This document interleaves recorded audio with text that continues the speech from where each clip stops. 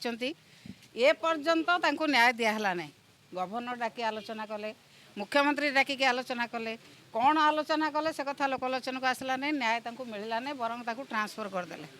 ओडिया अस्मिता कहीकि आसीथिबा सरकार ओडिया को किभली भाव सम्मान दि जाउछि से कथा एथुरु स्पष्ट अनुमय होछि। मॉर्निंग शोज ऑफ डे जो भली भाव सरकार प्रथम दिन जना पड़ी किभली भाव ओडिया अस्मिता को सुरक्षा दे पारिबे ओडिया अस्मिता कहीकि सरकार को आसती ओडिया लोक सुरक्षा दे पारना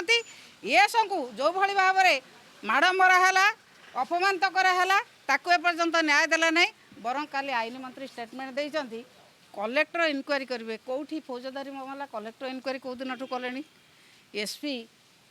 डीएसपी आईआईसी जो केस रजिस्ट्रेशन करते कलेक्टर इनक्वारी करेंगे यही भाव में दायित्वहीन वक्तव्य दबा एवं ए घटना को घोड़ाई जो प्रकार प्रयास जारी रखिंट सरकार तेणु आमर दाबी